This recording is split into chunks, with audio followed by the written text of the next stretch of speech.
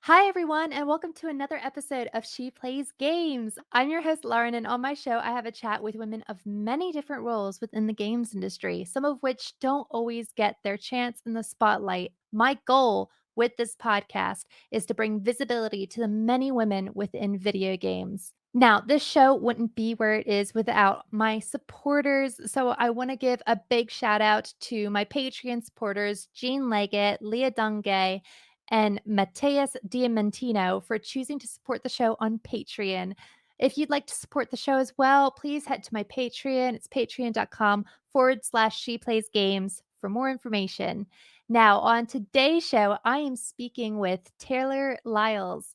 Taylor is the associate tech editor at IGN, and we're going to cover her journey today from working as a paralegal contract specialist to writing for the games industry. This is episode 52 of She Plays Games.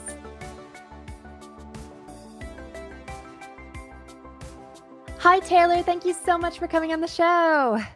Yeah, I thank you for inviting me, Lauren. I'm glad to be here. I'm Oh, excited to chat.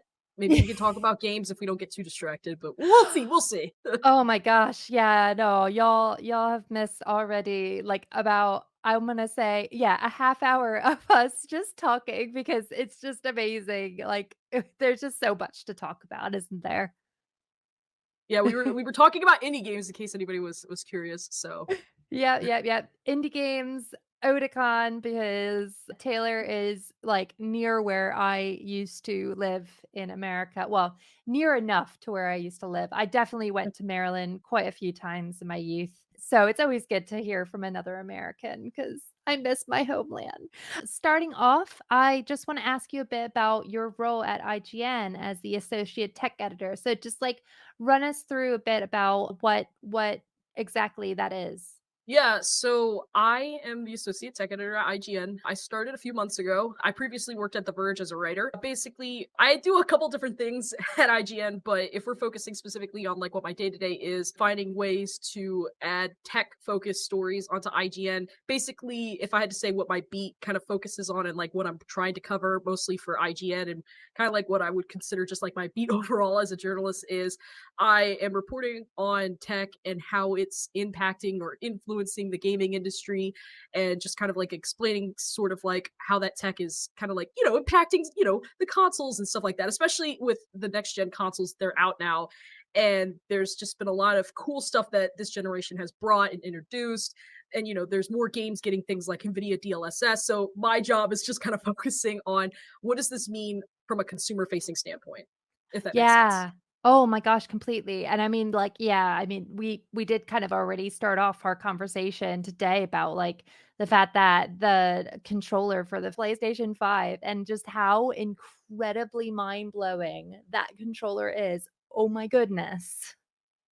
Yeah, it's so good. It's honestly, I mean, the PlayStation 5 it was one of my favorite gadgets of last year, Mm. and just the DualSense as a whole, I feel adds so much more to the overall experience.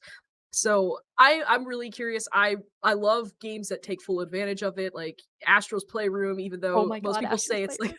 yeah, everyone thinks It's of it as so like an good. over glorified tech demo. I was like, no, no, no, it's so much, it's really, really Oh, fun. I was like, I could just drown hours just playing around with just like the haptics in the yeah. DualSense controller with Astro's Playroom and in the music. Oh my god, don't get me started on the music. I was so glad that they put it on Spotify because it was I just kind of awkward know. having my PS5 just sitting there while I listened to like the the music from each Oh, stage. like, I had so my girls, my daughters are, like, both heavily into Astro's Playroom, like, Oh, hardcore, and, like, having to have YouTube open because YouTube did that thing, like, mhm. ages ago where they said, "No, you can't listen to music with your phone unlocked unless you have YouTube Premium." So I have, like, this phone that I'm having to safeguard playing Astro's Playroom off of YouTube because I'm just like, I don't want my daughters to accidentally click on something or buy something that I can't see.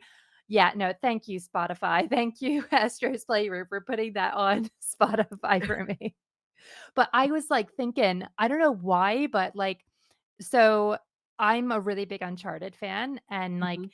playing through that sequence in Astro's Playroom with the snow, I was just like thinking, oh my god, if, like, the snow portion of Uncharted 2 had this as well, like, I'm just thinking about future games that will have, like, differences in environments and stuff, and I'm so excited. I'm so excited. Yeah, it's amazing. I'm excited in particular for Deathloop to come out in a couple weeks. Mm, I'm just like the tease that they've been saying of like how they're gonna use the DualSense has me very, very intrigued. But we'll see. I mean, there's I think the controller's great. I wish the battery life was a little bit better, but mm, I think overall I think it's a solid controller. I think it moves the pavement forward for controllers in general. mhm, So but yeah, it's yeah. a good little gadget. And play Astro's Playroom forever. Yes. Yeah, yeah. Yes. But yeah, so taking it back a bit, so your, like, interest in tech, you've said in the past, was actually came into play what after your mother bought you a Game Boy Color and Nintendo 64. So I wanted to know, like, what games initially hooked you in? Oof.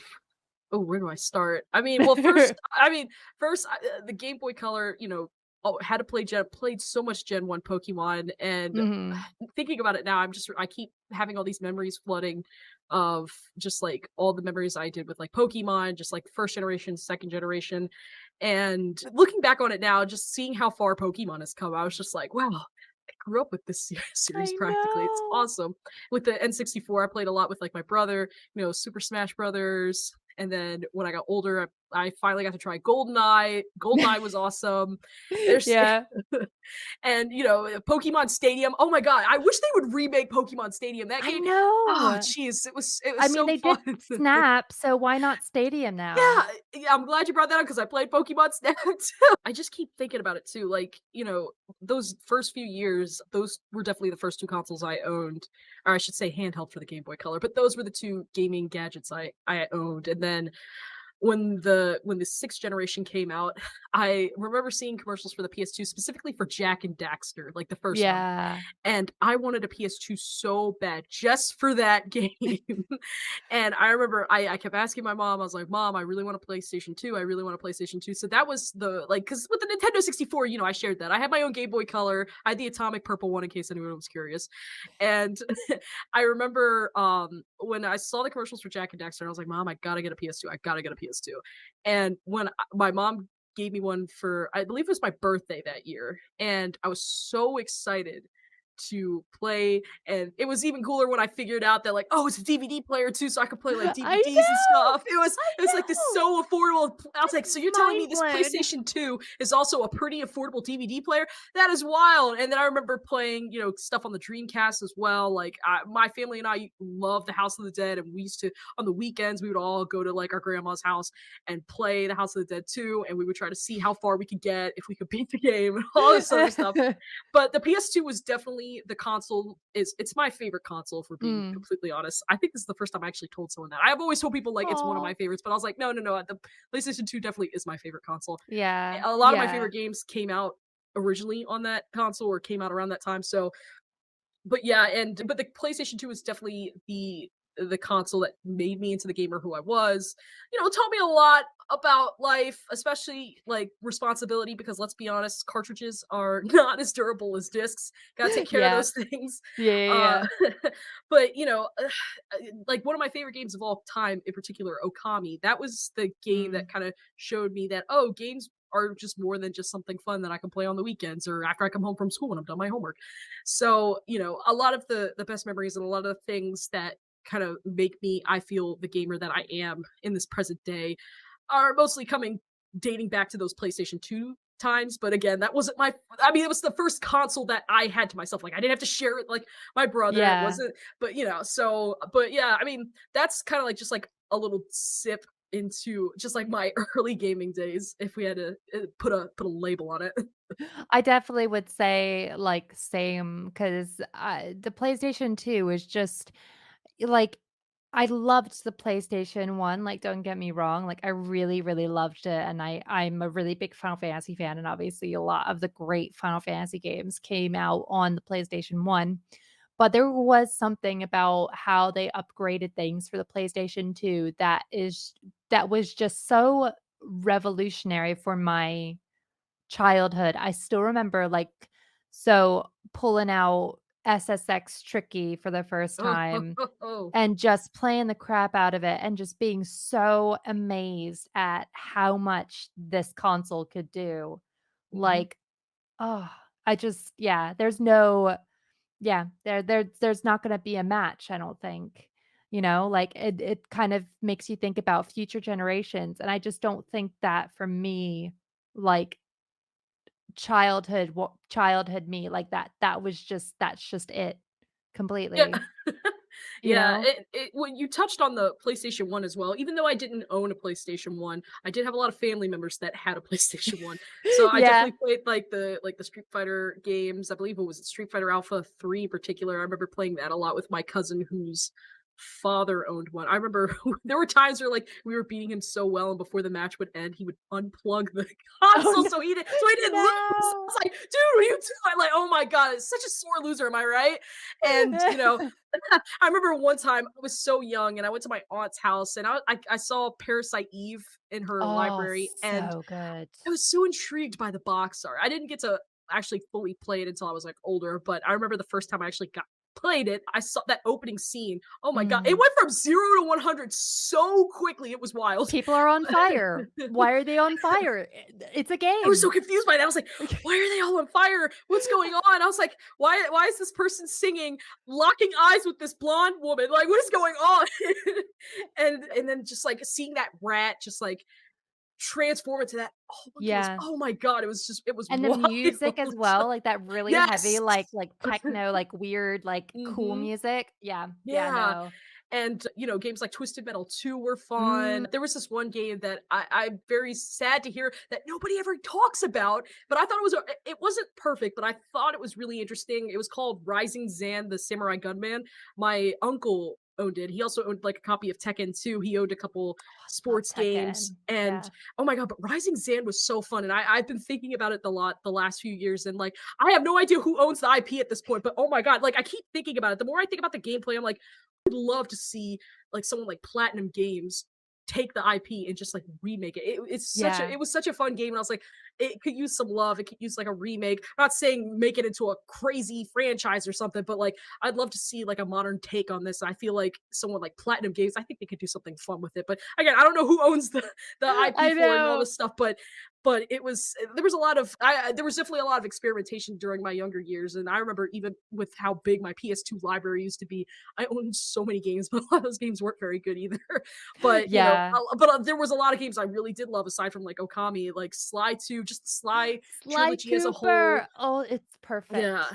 and It's then the Ratchet and perfect. Clank series, which is still one of my Yeah. favorite PlayStation exclusive franchises yet. The Jack and Daxter series. There's just there's so many games. Like I feel the Kingdom Hearts. Oh my god, Yeah. Kingdom Hearts. I just was That's what made me sold on that the PlayStation that 2. was the game. That was your game. That was the game That that was got my you. Was like game. I need one.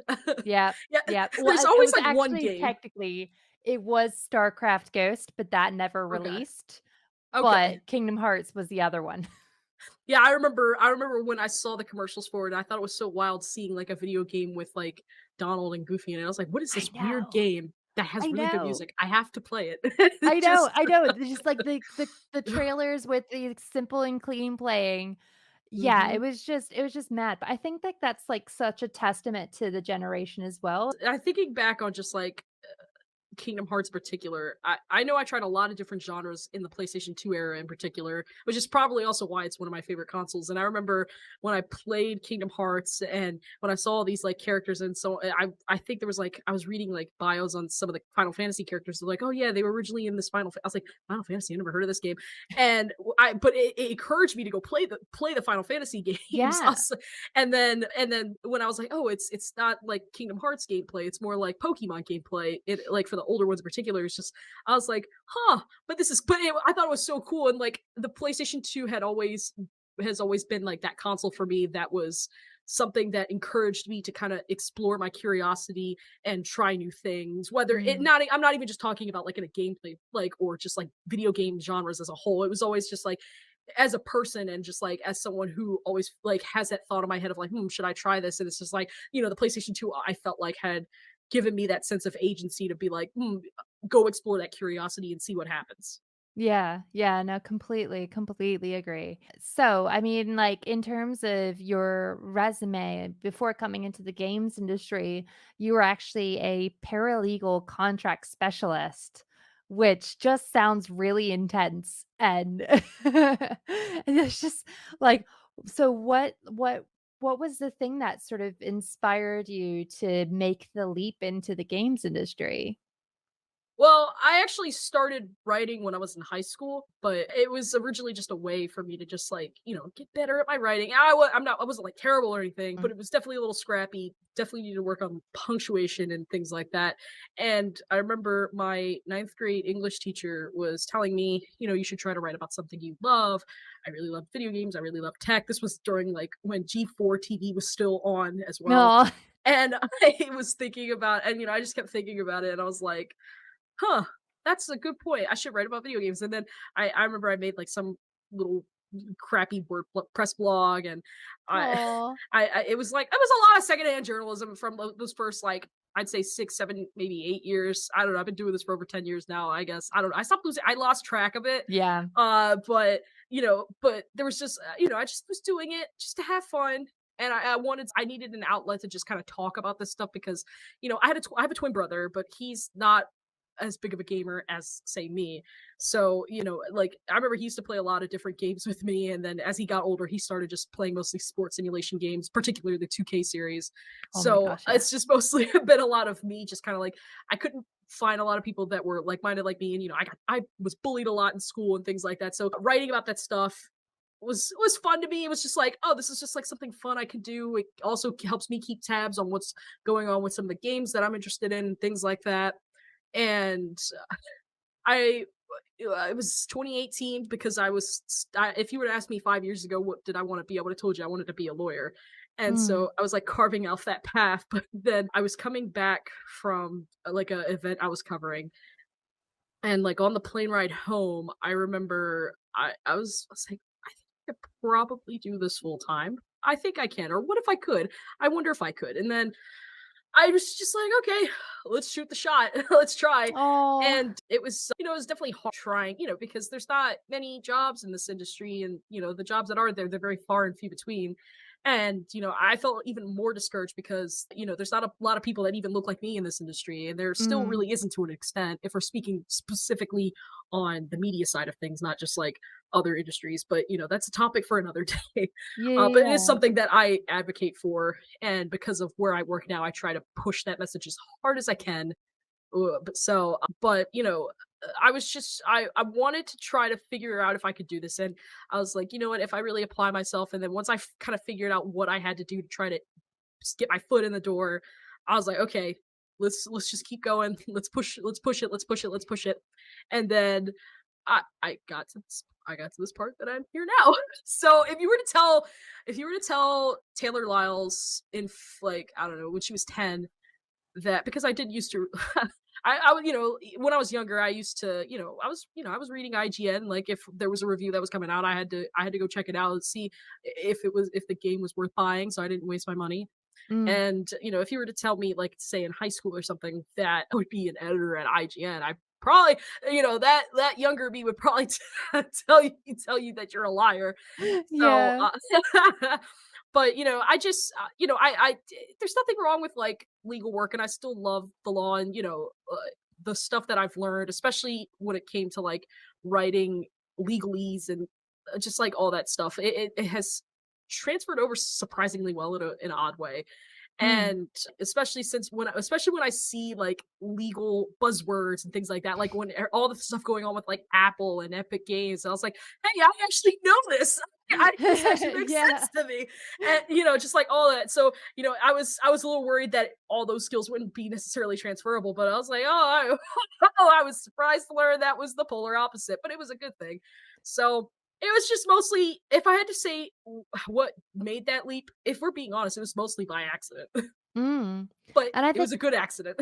yeah, exactly, and I think, like, as well, we're seeing a lot of, like, especially with the podcasts and stuff, like, a lot of people coming in from other industries as well, and I think it's important to have people like you here. Like, I think, the games industry is still is still in its infancy, really. Like, Yes. we're just kind of like kid phase. Mhm. And like, being a lawyer and like other industries are just they go back so much further than we could even Yeah. imagine with games. So like there's so many processes that are already like kind of in place that Mhm. the games industry just doesn't have because we've never thought of needing it before. Like so many people coming from film, people coming from construction, being project managers, like it's so necessary for us to have, like, your voice, not only from, like, a race background, minority background, but also just from a workflow background and, like, just to help make the games industry more, like, legitimate and for lack of a better word, I guess, grown up, like, like, just more professional and more, like, take us more seriously, you know? Mhm. I couldn't agree Um more. Yeah, it's good to have different walks of life coming into mm, this industry and seeing what they can bring to the table and what type of, skill sets they bring from different industries and how those can be transferable into this industry. And I think it's one thing in particular when I think about people when they say like they only want to focus on one thing, what mm, in like their studies and things like that. And I was like, that's such a tunnel vision mindset. And yeah, like when people are like, oh, I'm gonna study psychology, and like, oh, I want to be a psychiatrist or something like of that nature. And I was like, yeah, I mean, that's the common way to do it. But I feel so many people these days have such a very tunnel vision mindset that they're not necessarily open minded to seeing what other things they can learn or what kind of skills they can learn from that industry and what makes them excel in other industries. And mm, I think a lot of people can benefit from thinking outside of the box and keeping an open mind on what type of skills they're taking away from these industries they want to work in and how they can be applied in other workplaces. yeah, no, completely. And so with writing in mind, I mean, some days I remember from back when I was doing it, like, some days it seems like there's, like, a crap ton to write about. You're just kind of like, where do I go first? But there's only, like, so much time and space to actually, like, cover it. Do you have a process for how you sift through the most important pieces that you wanna cover? Yeah, so yeah, I find this happening a lot like at work too, of just like figuring out like what's newsworthy and what's something that we should put on the site that will go well with the audience and things like that. First I try to figure out like what it is, what's like kind of like the big picture here, like what is there enough for like it also comes down to like is it something that I care a lot about or is it something Mm, that I know someone else on staff that can write about it care enough about it? Is this something the readers more importantly care about it? Because aside from the fact that is it something that I'm interested in covering it and making sure it's newsworthy, my other priority is making sure that I'm serving the readers of IGN and making sure I'm finding content that they can look at and be like, oh wow, this is actually kind of cool. So, the more I started like becoming more of this news hound, the more I realized what kind of things were newsworthy or what kind of things focus solely on the beat that I'm covering and what I can do if it sounds very, I don't want to say wordsy or things like that, but if it's something that uh, at first, if I spoke to somebody just like at face value, if they were to just any old person could see it and they're just like, oh, that's interesting, but they don't get it. What can mm, I do to say, here's why you should care? mhm, And then bring that to the table and be like, hey, this is kind of cool. Like, but mostly it definitely comes down to, interests and mhm. figuring out if how you can make this more approachable for who's gonna read what you wrote, uh, and how they can care enough to not only just read the headline, but also hopefully read the article. Yeah, yeah, yeah, yeah. I love that, like, Twitter has put in this thing now as well. It's just like, "Do you want to read this first before you retweet it?" Yes, but no, like, that makes, like, 100% sense, and, like, what's your sort of favorite type of content to write about? I really like writing about, well, aside from getting to talk to, the people that make cool things, one of Mm, my favorite things to do is find really cool gaming or tech gadgets, like something that I couldn't necessarily go to like a Best Buy or a Micro Center and pick up and just go play with it. Like I remember a couple weeks ago, I saw this Kickstarter for, I think it was called X Screen, Mm. and it's basically turns, it's a screen that attached that's designed for the Series S, and it just basically allows you to play your Series S without having it connected. I mean, with like I mean, you still need to have like power and stuff, but Yeah. it turns it somewhat into like a portable console. I thought it was like Oh, the coolest thing. cool. I know that it's not something new. I get that, and like I remember somebody was telling me, they're like, "Oh, this isn't anything." I was like, "I am fully aware of that. You do not need to tell someone who is the associate tech editor that this is new. This is I not something. am very aware of that. Like, you don't need to tell me that. I'm fully aware." But what I found cool was just the whole concept, because when I think of other similar ideas that of previous gadgets that were created for that sort of thing, aside from the fact that this is in particularly for one console in particular, I thought it was really cool how it was, it connects, it attaches to the console, and it folds. So it folds perfectly onto the console. So I could Ah, realistically put this in my, say, my backpack, and take it with me. And all I gotta do is find a power supply, or not a power supply, but a power outlet, yeah. juice up this console, and then there we go. I could play right now. I think that's really cool. And like, of course, I'm sure there's not that many people traveling as much as, like, now, because of everything that's going on in the world. But I think it's pretty neat if, like, say you live in a house that doesn't have that many TVs and all the TVs are being used, but you really want to go play all that stuff on Xbox Game Pass. Boom, there you go, X screen. Pop that sucker up. And it's just, and Yeah. I thought it was really cool. I think it's cool. I remember I also like seeing custom, because I'm a PC builder. I recently built like a, you don't want to know how much my PC costs. Let's just say it costs a Oh, lot no. of money. Uh I think I said how much it cost on Twitter. You could probably go find that tweet somewhere. But Yep, yep, go find it. if you look at the of my current PC, you'll probably get a good idea how much it costs. It was a good chunk, but what I thought was really cool, I saw this. I really like seeing wild, like, DIY PCs and things like people Yeah. making PCs out of the wildest cases and things like that. It's actually, somebody made a post on, I think it was Reddit. It was on other places too, but it was on Reddit, and it blew up on Reddit.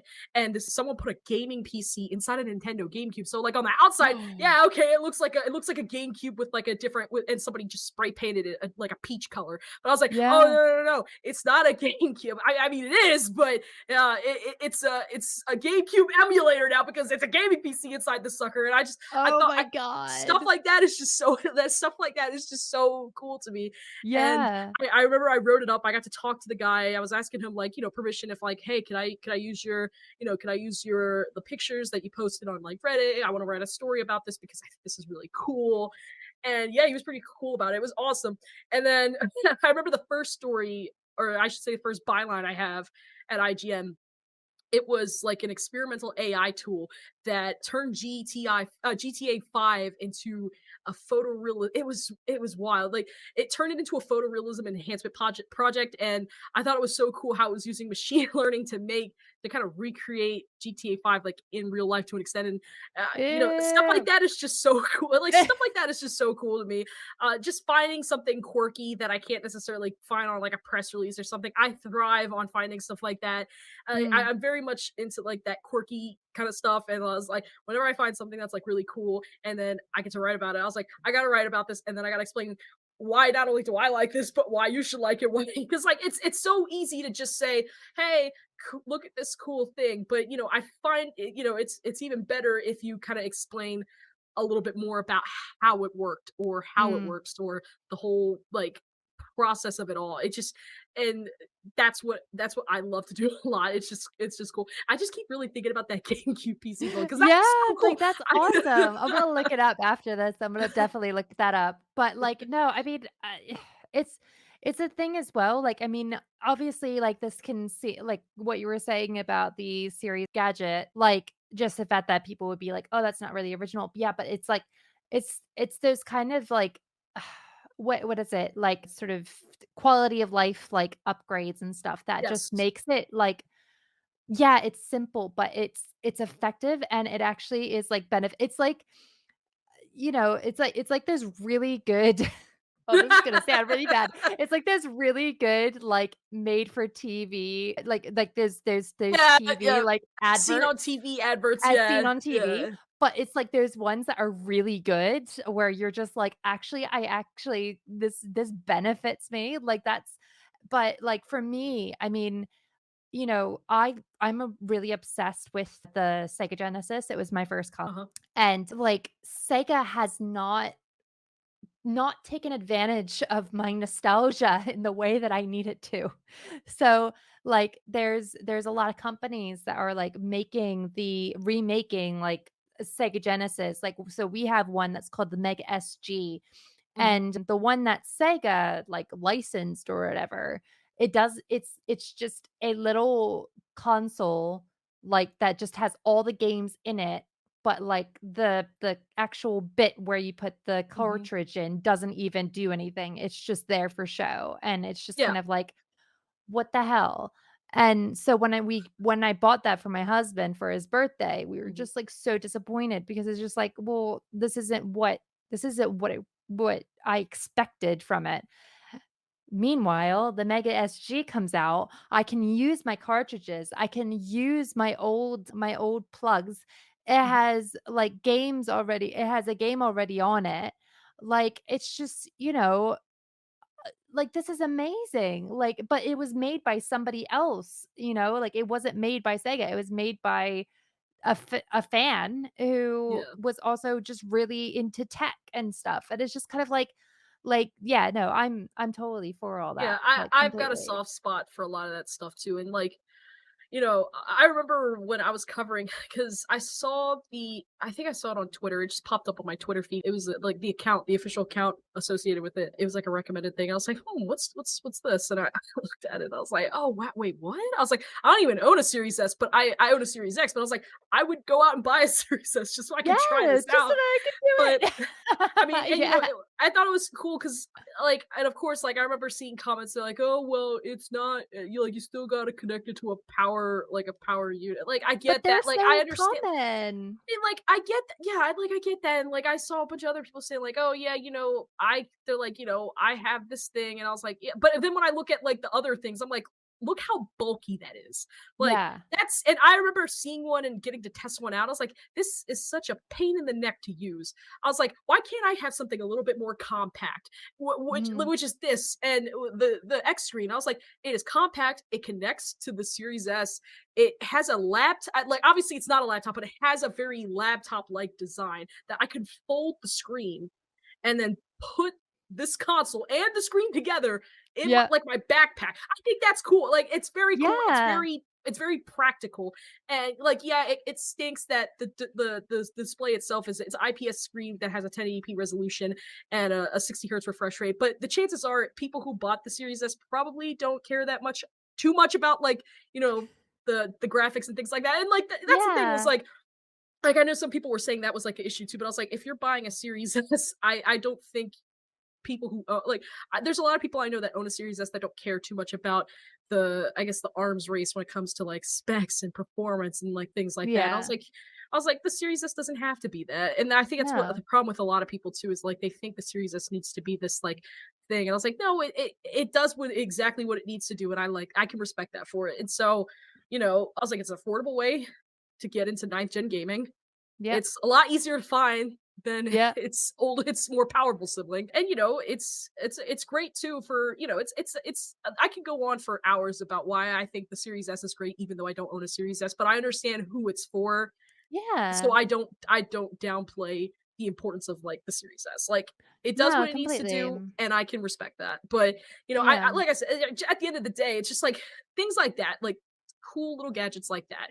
And even on the practicality side too, I'm thinking about it too. There's like a pass through, so if you need to, when you plug in, or if you have that Seagate expansion card, like it's still easy to access all those things. Like, the screen isn't gonna like attaching the screen to this thing isn't gonna block off the ports. And I was Yeah. like, there's so many boxes it's checking off for this. I was like, I could see like a little kid having this, and like, they bring this with them for some reason when they're going to a Yeah, hotel or something, and mom and dad want to go watch the TV and watch something on there because they need to unwind and relax because they just drove 8 hours trying to get to this hotel. I was like, exactly. but they want to, yeah, the kid wants to play something on Game Pass, and I'm just like, oh, cool. Here's X screen. Just go plug this into the outlet. Yeah. There you go. And So it's like the thing as well, it's that silly argument of like, okay, it already exists. Yeah, well, laptop monitors existed for a ton of years, but you don't see us still using the really, really big fat monitors that we used to use, yeah, back in the 90s. Like everything can be upgraded and everything can yeah. be made better. I like So, the idea yeah. that there are choices, and Yeah. I love the choice. Even if it's something you don't want to buy, that doesn't mean it shouldn't exist. Mm, I feel that there should always be plenty of options and plenty of variety and plenty of choices on the market, because mhm. there will always be a certain person that specifically wants that sort of thing, and I feel like that type of stuff is very important in this industry. Oh, So completely. I have somebody who, like, very much needs to use the of a specific type of MacBook, keyboard. It's just what she prefers and what works for her, and it's just mhm.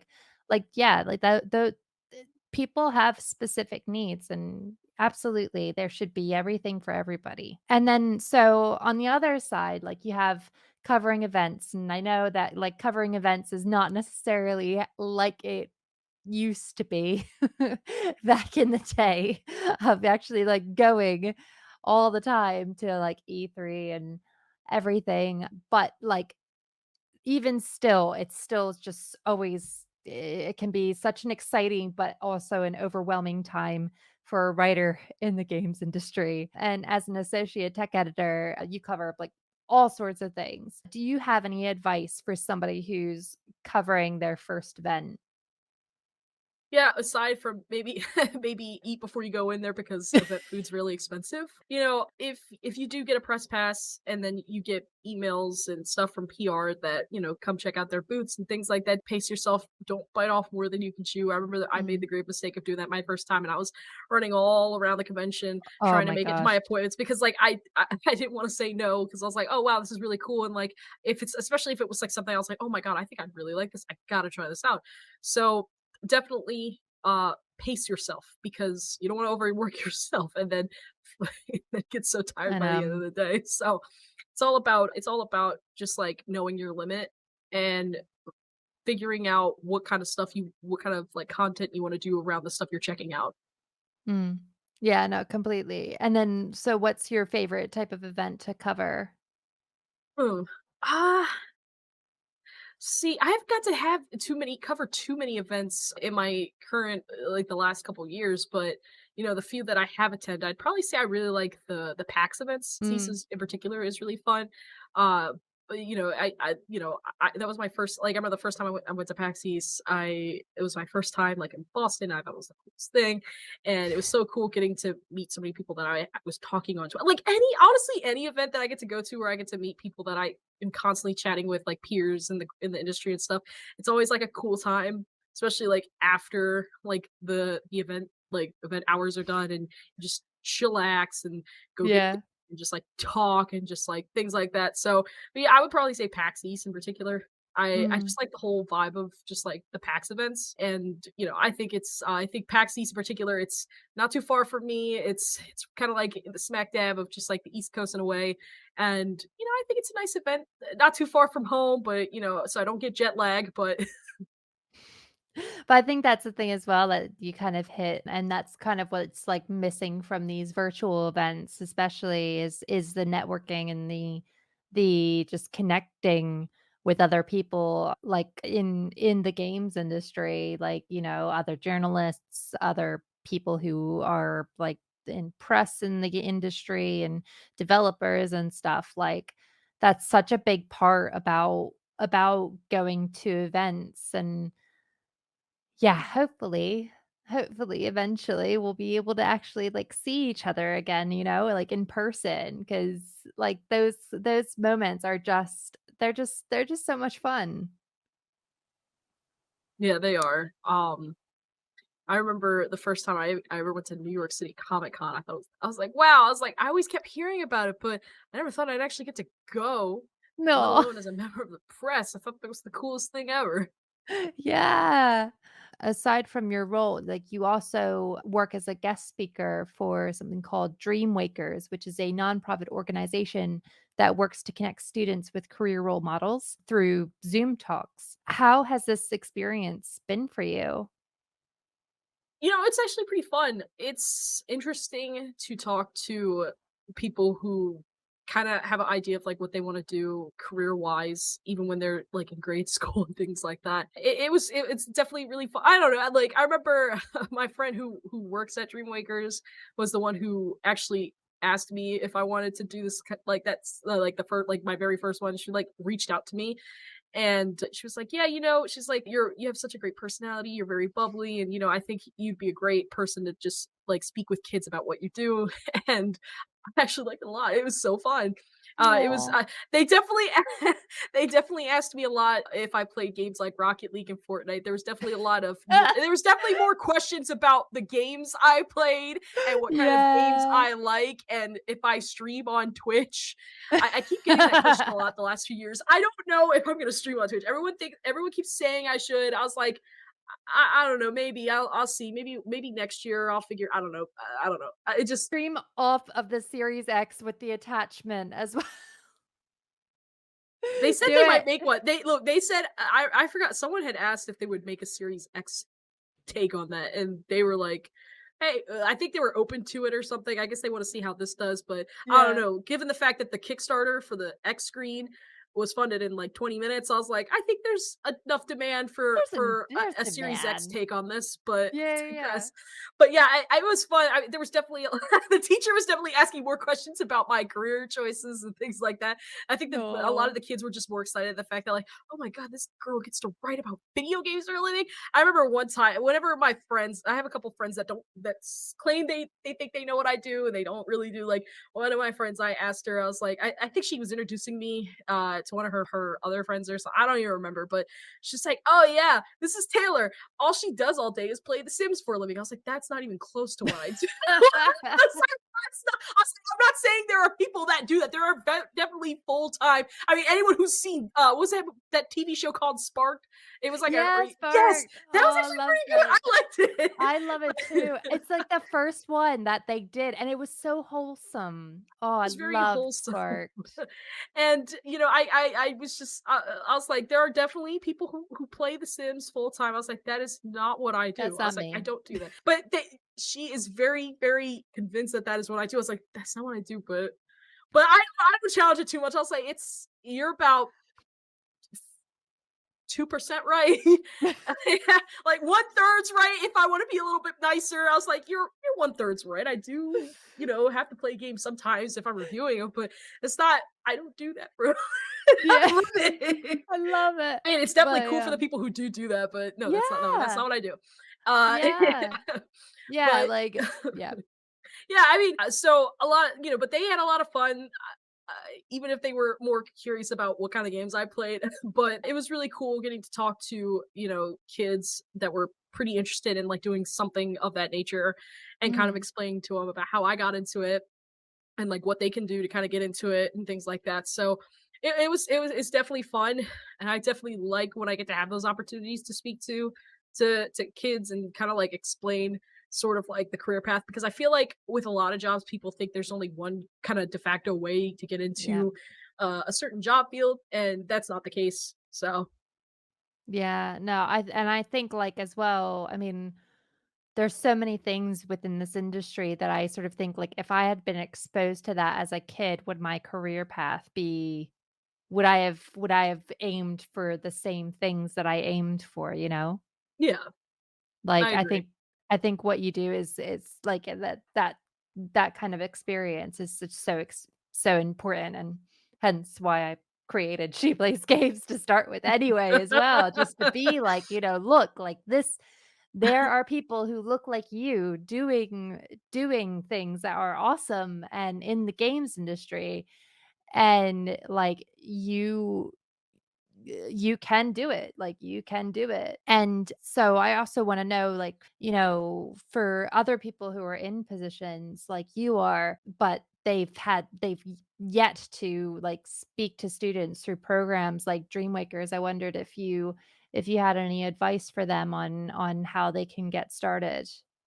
Yeah, so I mean, with me in particular, it was a special case because I was reached out to someone who I used to work with who now works there. But I do believe if you go on Dreamwaker's website in particular, you can there's like a sign I don't want to say a sign up sheet because it's on a website, but there's like something you can do where you fill out like a virtual form and you can just show like express interest in saying like, hey, I would love to be a guest speaker for you guys to talk to kids in like classrooms and things like so there's definitely I can send you the link if you want to put that in Yeah, yeah, like yeah, a yeah, I'll bio or totally something. put it yeah, I'll put it in the So show notes, absolutely. yeah, so I can give you the link to that, but I know that there's definitely somewhere on the website where it's like, "Oh, you wanna do this? Okay, cool. Here's a little form, just fill out some information." So if so there for things like that, it's definitely also like just like a lot of curiosity, just like simple Google searches always help.